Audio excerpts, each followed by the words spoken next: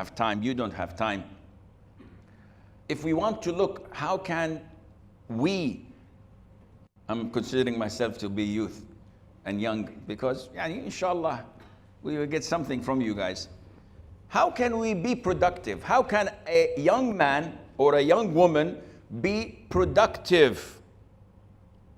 This is a different topic that requires a number of lectures. Yet, if you ask the youngsters, if we have a survey and we pass it over and ask, what is your objective in life? Would the answers be united? No. Every one of us has his own objectives in life. And one would say, I'd like to become an engineer. Okay, then what? Get a good job. Then what? Get married, buy a house, get fancy car.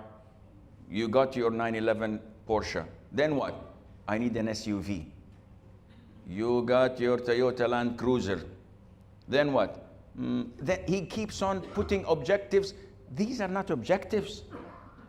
They can never be objectives, because if you live for this, you know that you do not have any objective at all. If you go to schools, I'm talking about my country, Saudi Arabia. If you go to primary schools, intermediate schools, high schools, you see the guys and the girls and you ask them, what is the reason for you to be in school? The vast majority would give you the same response. And that is, no, not education. I wish we would have been, mashallah, among the pioneers. The vast majority would say, our parents make us come. Wallahi. All their answers would be the same, because they don't believe in education. They're forced to go. The last week, it's been raining for 7 days in Saudi, in Jeddah. My girls did not go to school. The minute they wake up after Fajr, we look, there are clouds. It's gonna rain. Khalas, no school. Seriously. Just sprinkles, no school. We're afraid of floods. And if we made the mistake and send them, at 9 o'clock the school calls and says, come take your children. It's dark and we're afraid it's going to rain. I've been here for 5 days. It's been raining dogs and cats. MashaAllah, la quwwata illa billah. Everybody's going to school, coming back to the market. Where are you going? I'm going to the gym. Yeah, it's raining. So I'll swim. People are accustomed and they are okay with it. So the youth, in order to have a successful life, they must have objectives. Any company without strategic planning, it is bound to fail.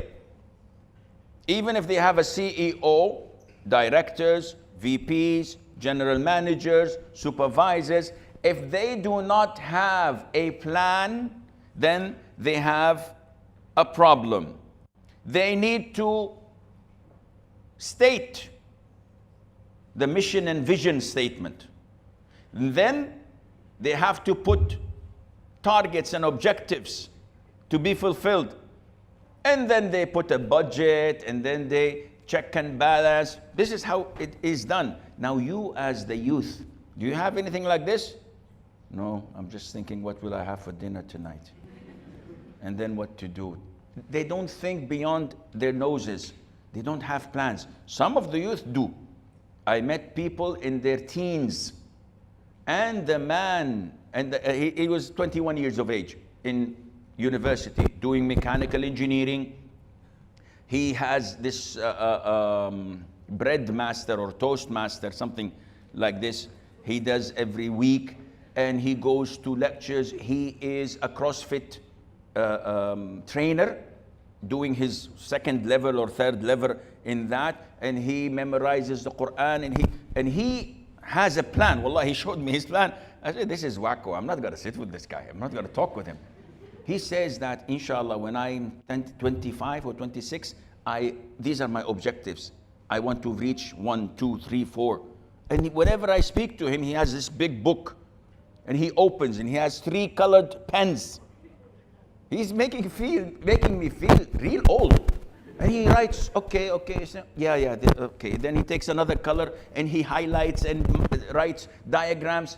There are people who know what they're doing and they're planning. But the vast majority of us, Sheikh, I just want to graduate. With what grade? Any grade.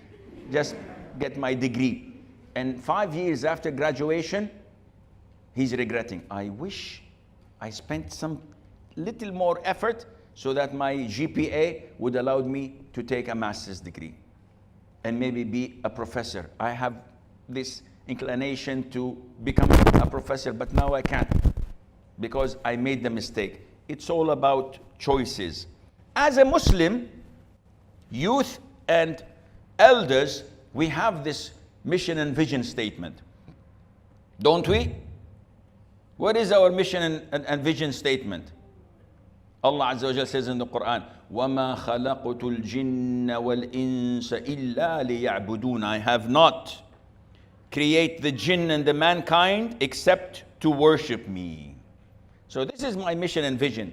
Do whatever you want to do as long as it leads you to Allah Azza wa Jalla through worshiping Him. And a Muslim is usually positive in the way he thinks. He's not pessimistic. The Prophet ﷺ was positive or negative? He's positive to the extent that if he heard someone calling someone in the street, Ya Aflah, Aflah meaning successful, it's a name. Or Ya Najih, also successful. He becomes very happy. In the incident of Hudaybiyah, when the Prophet went to Mecca ﷺ to perform Umrah and they blocked him, the idol worshippers. So they sent their envoys to communicate with the Prophet ﷺ. They told him that one of the mushriks is coming. His name is Suhail ibn Amr. Suhail means a shorter form of Sahl, which means easy. The Prophet was very happy. He said, Inshallah, our affairs is going to be easy. The Prophet was always optimistic.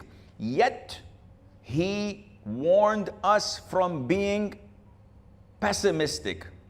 And he told us that believing in bad omens is shirk. So, if one says a good name and I'm optimistic, halal. But if someone says or sees a black cat dead and he goes home, he said, I'm not going for the interview today. There's a black cat and it's dead. That's a bad sign. The Prophet says this is shirk. If you see a ladder and you don't walk under it, why? It's bad luck, Sheikh. This is shirk. Some buildings here, 11th floor, 12th floor, 14th floor. And then you get the Twilight Zone music. Where is the 13th? He said, there's no 13th. Astaghfirullah, maybe there are aliens living. Where? Why? He said, it's bad luck. What bad luck? I have 13 daughters, by the way. And I'm a lucky man. Alhamdulillah. I have 10 grandchildren. Oh, I feel old. I think I'm in the wrong lecture. Huh? I should move on. So, this is Iman. You do not believe in bad omens because you are positive. You are like the Prophet ﷺ. You see a car accident, say Alhamdulillah, and move on. Keep on going to your job, to your interview, to your business. Because if you go back, then you're a mushrik. You are in great danger. You're committing an act of shirk, whether major or minor. This depends on your belief. Youngsters must be proud. Yeah, we are proud. We're strong. No. You have to be proud with your Islam. And unfortunately, a lot of us are not. People say, okay, mashallah, I'm proud with my Islam. I'm wearing a thobe.